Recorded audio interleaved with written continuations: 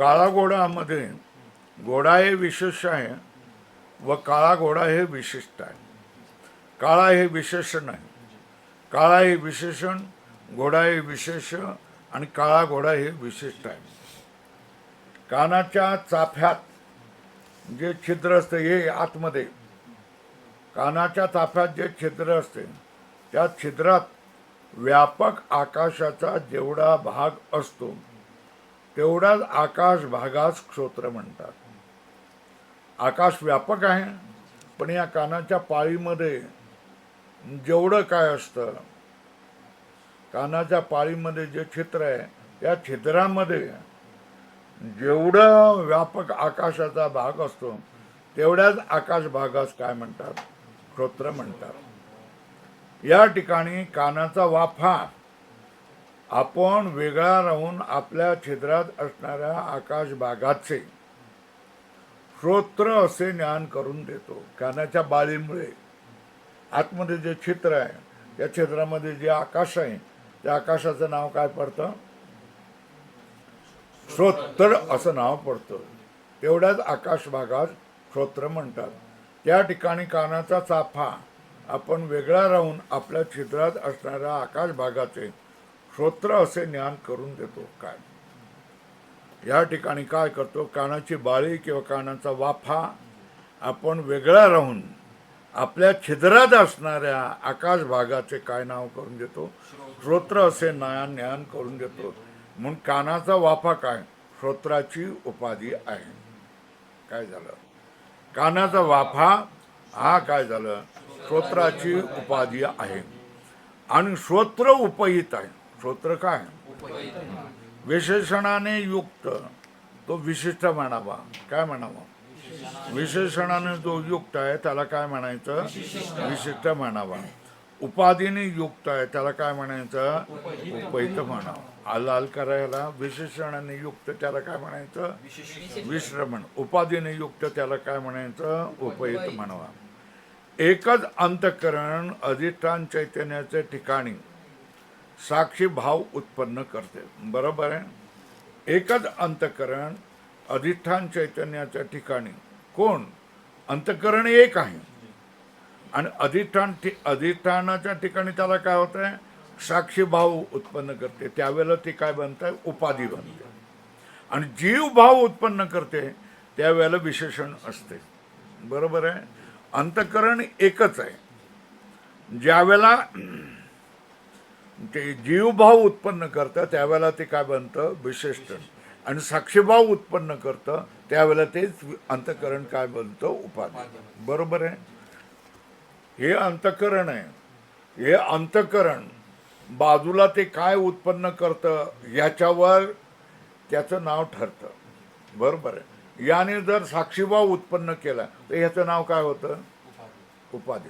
याने जर जीवभाव उत्पन्न केला तर ह्याचं नाव काय होतंय? विशेषण. बरोबर आहे? हे कशाशी कसा संबंध ठेवतं, कोणता भाव उत्पन्न करतं याच्यावर त्याचं नाव बनतं. अंतःकरण एकच आहे. साक्षीभाव उत्पन्न केलं तर त्याचं नाव काय होतंय? उपाधी होते. बरोबर आहे? आणि जीवभाव उत्पन्न केला तर त्याचं काय होतंय? विशिष्ट भाव उत्पन्न केला तर ते काय होतंय? विशेषण बनतं. बरोबर आहे? एवढं लक्षात आलं? आता बघा, एकच अंतःकरण अधिष्ठान चैतन्याच्या ठिकाणी साक्षीभाव उत्पन्न करते त्यावेळी ते उपाधी बनते, अधोरेखा करते. आणि जीव भाव उत्पन्न करते त्यावेळी त्या विशेषण असते. अंतःकरण अधिष्ठान चैतन्याच्या ठिकाणी काय? अंतःकरण अधिष्ठान चैतन्याच्या ठिकाणी वास्तविक साक्षीत्व आहे का नाही आहे? नाही. उपाधीमुळे होतं ते. अंतःकरणाचे अधिष्ठान चैतन्याच्या ठिकाणी वास्तविक साक्षीत्व नाही. मग जीवभाव तरी असला पाहिजे. तो जीवभावही नाही.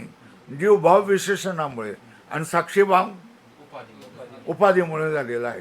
ते मुळात बुडात कोण आहे? अधिष्ठान चैतन्य आहे. बस. ते अधिष्ठान नाव देखील कशामुळे आलंय? अध्यस्थ पदार्थामुळे अधिष्ठान म्हटलं गेलेलं आहे. मग ते केवळ शुद्ध चैतन्यच आहे. बरोबर? त्याचं नाव काय होतं? साक्षी. उपाधी असेल तर त्याचं नाव काय होतं? जीव. जर विशेषण असेल तर, बरोबर आहे. आणि त्याचंच नाव होतं अधिष्ठान, जर काय होते अध्यस्त पदार्थ त्याच्यावर असेल तर, बरोबर आहे. चैतन्य त्या ठिकाणी वास्तविक साक्षीत्व नाही व जीव भावही नाही. अधोरेखा करा.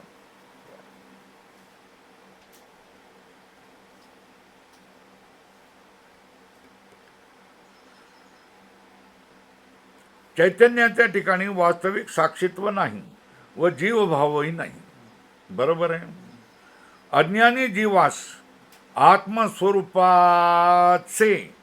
क्या अज्ञानी जीवास आत्मस्वरूपाचे मी करता भोगता आहे असे ज्ञान होते. त्यावेळी विशेषणाचे लक्षणाप्रमाणे अंतःकरणास विशेषण म्हणतात. क्या करा अज्ञानी जीवास आत्मस्वरूपाचे आत्मा ज्यावेळेला मी करता भोगताय असं ज्ञान होतं. क्या अज्ञानी जीवाला आत्म्याचं मी करताय मी भोगताय असे ज्ञान होते. त्यावेळेस काय होत आहे? विशेषणाच्या लक्षणाप्रमाणे अंतःकरणाला काय म्हणावं लागतं? विशेषण म्हणतात.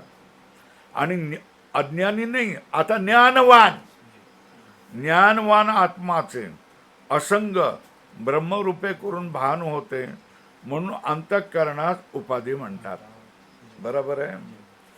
अंतःकरणाला उपाधी आणि अंतःकरणाला विशेषण कधी म्हटलं जाईल? अगर जो कोणी अज्ञानी जीव स्वतःला करता भोगता म्हणत असेल, बरोबर आहे, करता भोगता असं म्हणत असेल, त्यावेळेला विशेषणाचं लक्षण जे केलेलं आहे त्या विशेषणाच्या लक्षणाप्रमाणे अंतःकरणास काय विशेषण म्हटलं जातं. आणि ज्यावेळेला ज्ञानवान आत्म्याचे असंग ब्रह्मरूपे करून भान होते, ज्यावेळेला ज्ञानवान आत्म्याचे असंग ब्रह्मरूपे करून भान होते म्हणून त्याच अंतःकरणास काय म्हटलं जातं? उपाधी म्हटली जाते, उपाधी म्हणतात. आता जीवाचा विशेष भाग जो साक्षी, त्याचे ठिकाणी कोणताही संसार धर्म नाही. कोण जीव कसा बनलेला आहे? साक्षी. अंतःकरण, अंतःकरणामधला आभास म्हटलेला आहे. तर जीवाचा विशेष भाग कोण आहे? साक्षी आहे. आणि विशेषण भाग कोण आहे? अंतःकरण. आणि साभास अंतःकरण. हे काय झालं? विशेषण आहे. आणि विशेष कोण झालेलं आहे? साक्षी झालेला आहे, बरोबर आहे. तो साक्षी जीवाचा विशेष भाग जो साक्षी आहे त्याच्या ठिकाणी कोणताही संसार धर्म नाही. अधोरेखा करा. मग सर्व हे झालेलं आहे मला वाटतं. मग पुन्हा पुन्हा बोलतायत का? कोणताही संसार धर्म नाही. संसार धर्म कुठे आहे? मग विशेषण जे अंतःकरण त्याच ठिकाणी आहे, बरोबर आहे. संसाराचे धर्म कुठे आहेत? विशेषण जे अंतःकरण त्याचे ठिकाणी आहेत. विशेष जो साक्षी त्याच्या ठिकाणी क्लेशाधिक मानले तर काय होईल? विरोध होईल. अधोरेखा करा. विशेषण साक्षी त्याच्या ठिकाणी काम क्रोध वासना इत्यादी मानलं तर वेद वचनाशी विरोध होईल. सर्व वेद वचने काय?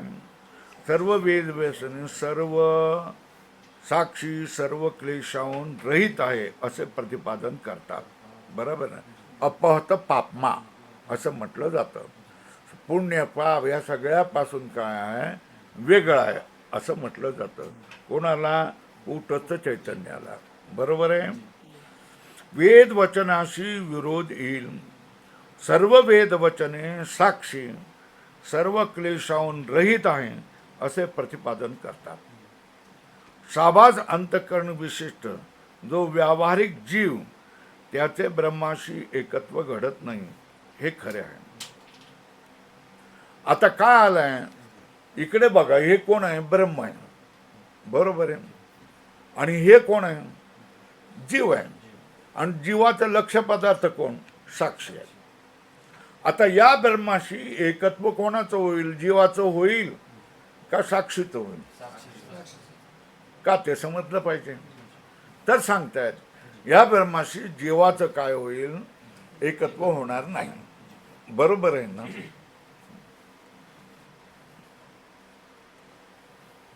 एकाने गुरु केला, बरोबर आहे, गुरु केला, तो गृहस्थ होता, त्याची बायको होती आणि त्याची 2-3 मुलं होती, बरोबर आहे.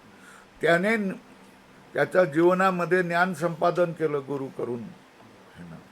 आता त्या ब्रह्मतत्वाशी त्याचं एकत्व होईल तर कोणाचं एकत्व होईल?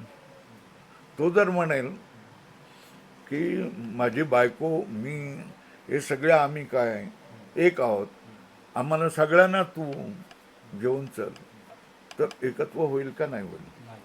नाही होणार. मग काय सांगितलं जाईल? देव काय म्हणेल? तू केलंयस ना, तुला मी घेऊन जातो, तुला माझ्यामध्ये मिळवतो, बरोबर आहे ना. पण तुझ्या बायका पोरांना काय मी घेऊ शकत नाही, बरोबर. काय काय सांगितलं त्याने? तुझ्या बायका पोरांना मी घेऊ शकत नाही. का रे बाबा घेऊ शकत नाही?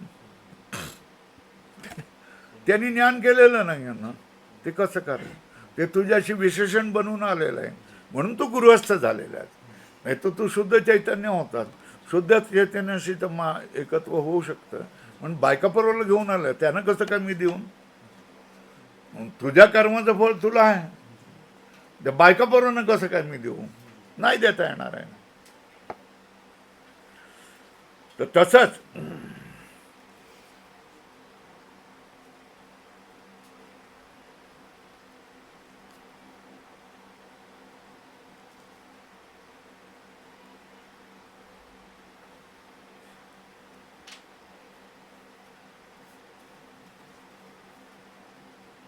साबाज अंतःकरण विशिष्ट जो व्यावहारिक जीव, त्याचे ब्रह्माशी एकत्व घडत नाही. अधोरेखा करा.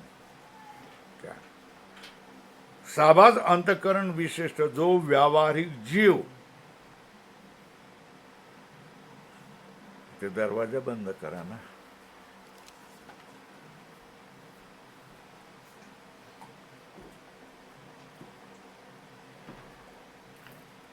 कडी लावून घ्या आतून.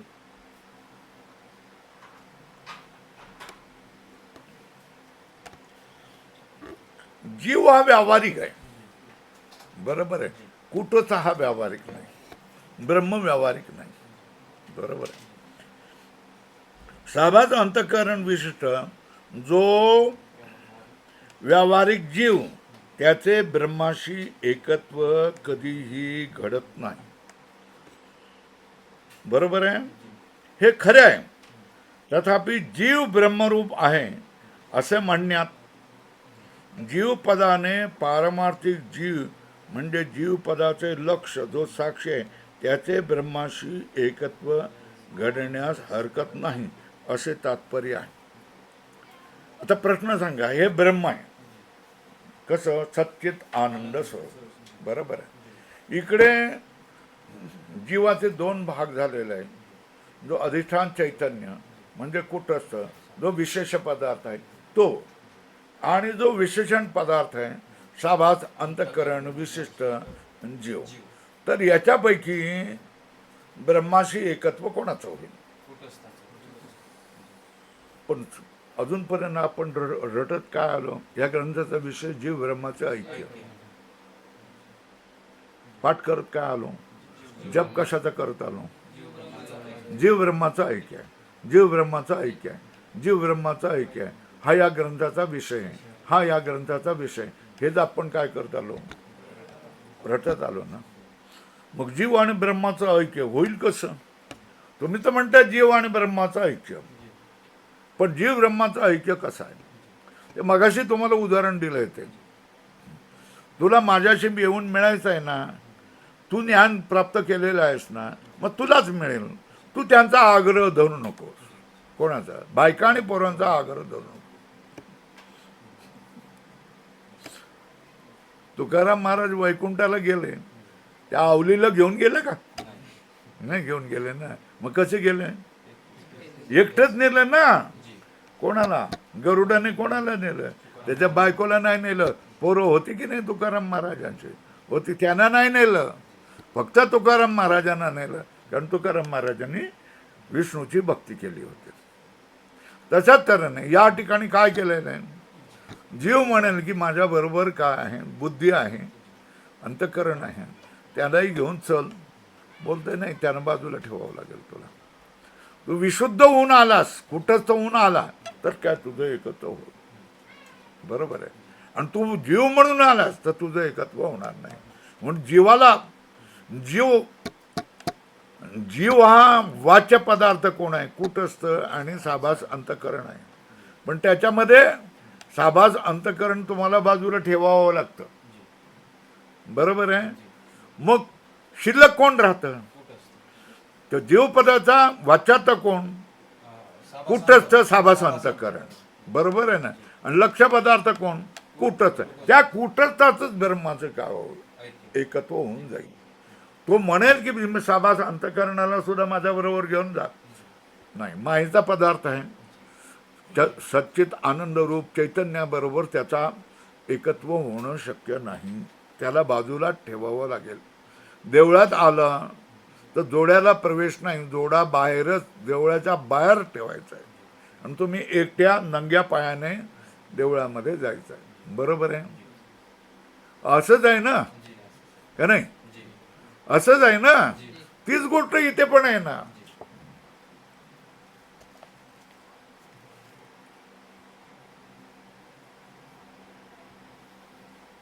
साभास अंतःकरण विशिष्ट जो व्यावहारिक जीव आहे त्याचे ब्रह्माशी एकत्व घडत नाही, हे खरे आहे. अधोरेखा केली. तथापि जीव ब्रह्मरूप आहे असे म्हणण्यात जीव पदाने पारमार्थिक जीव, पारमार्थिक जीव म्हणजे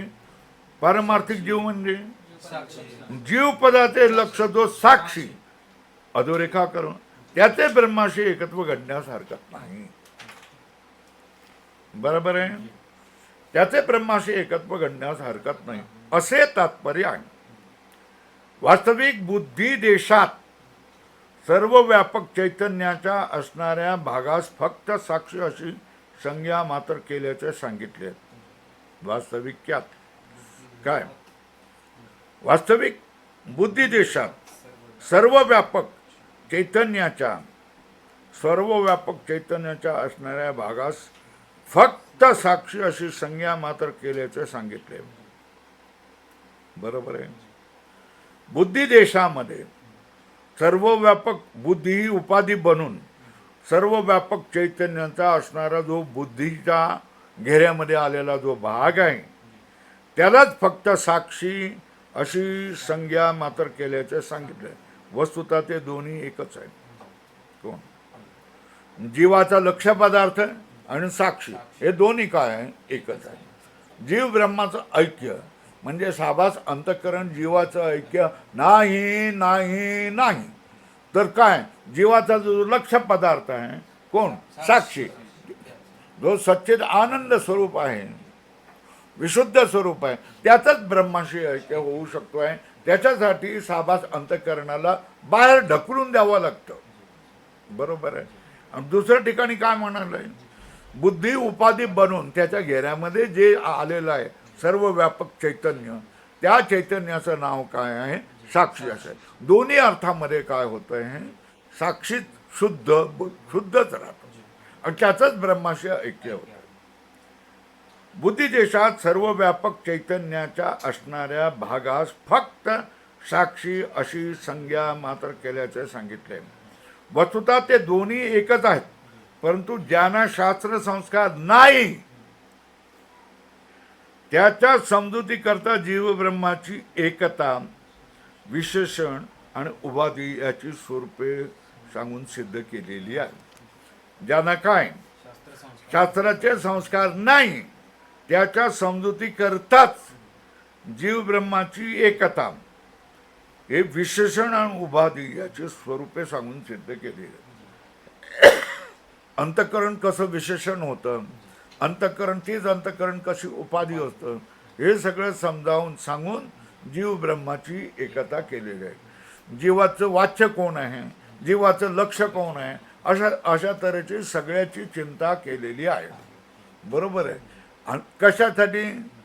अज्ञानी माणसाला समजावून सांगण्यासाठीच केलेलं आहे. बरोबर आहे. वास्तविक काय? जे महाचैतन्य आहे, बुद्धीच्या घेऱ्यात आलेलं आहे, त्यालाच काय म्हणतात? साक्षी चैतन्य म्हणतात. त्याचं एकत्व होऊ शकतं. पण अज्ञानी माणसाच्या लक्षात फक्त देह येतो, देहानंतर जीव येतो. मी जीव आहे असं तो म्हणतोय, पण जीव म्हणजे काय? साबास अंतःकरण साबास अंतःकरण विशिष्ट कूटस्थ. तेव्हा कूटस्थ आणि साबास अंतःकरण हे त्याच्या ह्याच्यामध्ये डोक्यात असतं. त्यावेळेला त्याला सांगितलं जाईल जीवाचा वाच्य अर्थ कोण आहे? साबास अंतःकरण विशिष्ट चैतन्य, कूटस्थ चैतन्य. बरोबर आहे. त्याच्यातलं साबास अंतःकरण काढून टाकलं तर हा कोण झालं? जीवाचा काय झालं? लक्ष पदार्थ. ह्या लक्ष पदार्थाचं कोणाशी? ब्रह्मचैतन्याशी एकत्व होऊ शकतं. बरोबर आहे. त्याच्या समजुतीकरता जीव ब्रह्माची एकता एक, विशेषण दोन आणि उपाधी याची स्वरूपे सांगून सिद्ध केलेली आहे. अंतःकरण अधिष्ठित चैतन्याला साक्षी म्हणावे. अधोरेखा करा. क्या? अधिष्ठान चैतन्याला, अंतःकरणाचं जे अधिष्ठान आहे, जो चैतन्य आहे, त्याला साक्षी म्हणावे. ती अंतःकरणे किती आहेत? अनेक आहेत. बरोबर आहे. साक्षीवर अनंतत्व आलेच. साक्षी काय आहेत? साक्षी किती आहेत? 1 2 3 4 5 अनंत आहेत. आणि अनंतत्व आणि एकत्व यांचा विरोध आहे. बरोबर आहे. एकत्व एकामध्ये असेल, अनंतत्व अनेकामध्ये असेल. तो अनेक आणि एकामध्ये कसं काय एकत्व करायचं? नाही. साक्षीवर अनंतत्व आलेच. अनंतत्वाचा एकत्वाशी विरोध आहे. बरोबर. अधोरेखा करा. म्हणून अनेक साक्षीचे एक ब्रह्माशी एकत्व घटत नाही. अधोरेखा करा. म्हणून त्या अनेक साक्षीचे एक ब्रह्माशी एकत्व घडत नाही अशी शंका केली होती. तिचे समाधान असं आहे की व्यापक चैतन्याच्या म्हणजे ब्रह्माच्या ज्या कल्पित भागात अंतःकरण उपाधी आहे, त्या भागात साक्षी अशी संज्ञा आहे. काय करायचं?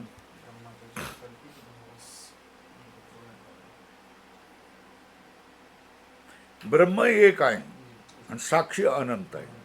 अनंत साक्षीचे एक ब्रह्माशी एकत्व घडत नाही. बरोबर आहे.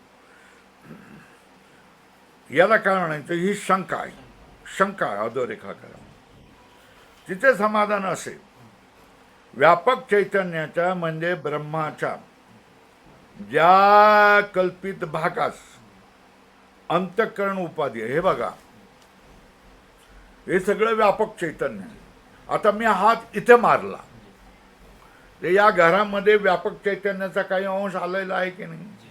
ते व्यापक चैतन्याच्या ज्या घेऱ्याला साक्षी हे नाव आहे, त्याची उपाधी कोण होते? अंतःकरण होते. बरोबर आहे ना? व्यापक चैतन्याचा जो भाग घेऱ्यामध्ये येतो, त्या घेरणाऱ्या पदार्थाला काय म्हटलं जातं? अंतःकरण, उपाधी म्हटलं जातं. बरोबर आहे. व्यापक चैतन्याचा म्हणजे ब्रह्माचा जो भाग कल्पित आहे, चैतन्य व्यापक आहे. बाकीचे तुम्ही कितीही भाग करा, ते सगळे हा भाग, हा भाग, हा भाग एवढा, हा भाग एवढा, हे सगळे कल्पित भाग आहेत. बरोबर आहे. व्यापक चैतन्याचा म्हणजे ब्रह्माच्या ज्या कल्पित भागात, त्या कल्पित भागात अंतःकरण उपाधी आहे, त्या भागाला काय म्हणतात? साक्षी होत. आता बघा, हे संपूर्ण व्यापक, आता हे जे व्यापक चैतन्य आहे, हे काय कल्पित आहे ना? क्या? याचं नाव काय होतंय? कल्पित आहे. बरोबर. याला उपाधी कोणची आहे? अंतःकरण. म्हणून याचं नाव काय झालेलं? साक्षी झालं. साक्षी कोणाचं नाव आहे? हा, व्यापक चैतन्याचंच नाव काय झालं? साक्षी. कशामुळे झालं?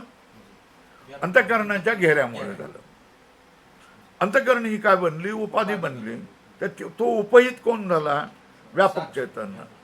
व्यापक चैतन्यच उपहित झाला, म्हणजे घेऱ्यामध्ये अडकल्यासारखा वाटतो, वास्तविक नाही. कारण जो घेरणारे पदार्थ आहेत हे सगळे काय आहेत, मिथ्या पदार्थ आहेत. त्याला तुम्ही कोणी घेरूच शकत नाही, तो सगळ्यापेक्षा अलग राहतो. पण आपणाला अज्ञानी लोकांना वाटतं की घेरलं बाबा, या हाताने एवढ्या हाताने काय करलं, घेरलं, एवढ्या हृदयाने काय घेरलं. पण ते तो जो घेरा जो आहे तोही कल्पित आहे, आणि घेऱ्यामध्ये अडकलेलं चैतन्य तेही कल्पित आहे. या कल्पित व्यापक चैतन्याचा जो कल्पित भाग आहे त्याचं नाव साक्षी होतं. कारण त्याचं ज्याला घेरणारा पदार्थ आहे तो कोण आहे, अंतःकरण आहे. तो काय कल्पित आहे, ती काय आहे, उपाधी आहे. बरोबर आहे. व्यापक चैतन्याच्या म्हणजे ब्रह्माच्या ज्या कल्पित भागास अंतःकरण उपाधी आहे त्या भागाचं नाव काय आहे, साक्षी. व्यापक चैतन्याच्या कल्पित भागास अंतःकरण उपाधी आहे त्याचं नाव काय आहे, साक्षी. अधोरेखा करा. व्यापक चैतन्याच्या म्हणजे ब्रह्माच्या ज्या कल्पित भागास अंतःकरण उपाधी आहे त्या भागात साक्षी असे नाव आहे. म्हणजे साक्षीचा साक्षी रूप जो भेद आहे तो कसा आहे, उपाधिकृत आहे. बरोबर आहे. वस्तुगत नाही आहे, वस्तूमध्ये भेद नाही आहे. जो भेद आहे साक्षीचा भेद तो ब्रह्म आणि हा साक्षी असा जो भेद झालाय हा कल्पित आहे. बस आता ह्याच्या पुढे तुम्हाला पाठ असेल. बरोबर आहे ना. हो, बाकीच्या ना पाठवीत नाही ना, मग करतो. म्हणजे साक्षीचा भेद उपाधिकृत आहे. वस्तुता ब्रह्मामध्ये भेद आहे का, वस्तुता ब्रह्मामध्ये भेद नाही. पण मग तुम्ही साक्षी कसं काय म्हटलंय, व्यापक चैतन्याला साक्षी कसं आहे, हा जो भेद आहे उपाधिकृत, उपाधीने केलेला भेद त्याला उपाधिकृत भेद म्हणतात. बरोबर आहे. मग तो मूळ ब्रह्मरूप चैत्यामध्ये काही भेद आहे का, मग हा भेद कसा झाला, उपाधीने केलेला आहे. साक्षी असं आपण म्हणायला लागलो, जीव असं म्हणायला लागलं, हे उपाधीने केलेलं आहे किंवा विशेषणाने केलेलं आहे. बरोबर आहे. वस्तुगत नाही म्हणून साक्षी एकच आहे. काय साक्षी किती आहे, साक्षी अनेक नाही आहे, अंतःकरण अनेक आहे म्हणून साक्षी काय आहे, अनेक आहेत असं म्हणू शकत नाही. साक्षी एकच आहे. कारण ब्रह्म सावयव नाही. ब्रह्माचे अवयव होऊ शकत नाही, ब्रह्म सावयव नाही. मग काय उपाधिकृत भेद जो आहे हा कशामुळे भेद आहे, उपाधिकृत भेद आहे.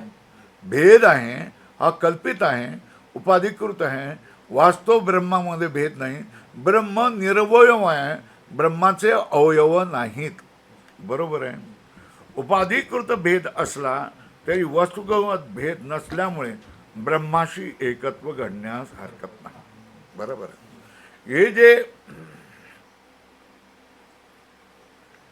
उपाधीच्या घेऱ्यामध्ये जे चैतन्य आलेलं आहे ते वस्तुता काय आहे, महाचैतन्यच आहे ना, आहे ना. फक्त काय उपाधीच्या घेऱ्यामध्ये आल्यासारखं आपणाला वाचतं, पण ते उपाधीच्या घेऱ्यामध्ये वास्तविक उपाधी त्याला घेरूच शकत नाही. उपाधी वेगळीच राहते आणि तो महाचैतन्याचा भागच राहतो. बघा, समुद्र एखाद्या लांबवरच्या गुहेमध्ये प्रविष्ट झाला तर त्याला काय म्हणणार तुम्ही, तो गुहेमध्ये प्रविष्ट झाल्यासारखं वाटतो की नाही. पण त्याला दुसरं काय नाव देणार, तो समुद्रच आहे ना. सगळा समुद्र आहे, तो गुहेमध्ये प्रविष्ट झाला, गुहेने घेरल्यासारखा वाटतो, त्याला आपण समुद्रच म्हणणार का नाही, समुद्रच म्हणणार आहे तो. म्हणजे ब्रह्मामध्ये उपाधिकृत भेद आहे की नाही, आहे. उपाधिकृत भेद असला तरी वस्तुगत भेद आहे का, नाही. बरोबर आहे. उपाधिकृत भेद उपाधीने केलेला भेद असला तरी वस्तुगत भेद नसल्यामुळे ब्रह्माशी एकत्व घडण्यास हरकत नाही. काय झालं, ब्रह्म सावयव नाही. उपाधिकृत भेद असला तरी वस्तुगत भेद नसल्यामुळे ब्रह्माशी एकत्व घडण्यास हरकत नाही. असे पहा की निरवयव आकाश सर्वत्र व्यापक आहे ना, त्यातील 50 घटात असणाऱ्या व्यापक आकाशाच्या प्रत्येक भागास घटाकाश हे नाव आहे की नाही? घटाकाशाची संज्ञा आहे. ती घटाकाशे अनेक आहेत की नाही? ती घटाकाशे घटाच्या उपाधीने भिन्न भिन्न असली तरी व्यापक महाकाशाहून भिन्न नाही. घटाच्या भेदामुळे घटाकाश किती झाली? 10 घट आहे ना, तर 10 घटाकाशे झाले. बरोबर आहे. 10 घटाकाशे भिन्न झाली तरी ती महाआकाशापासून वेगळी नाही. घटाला 1 2 3 4 10 वेळा फोडून टाकलं की ते महाआकाशच बनतं.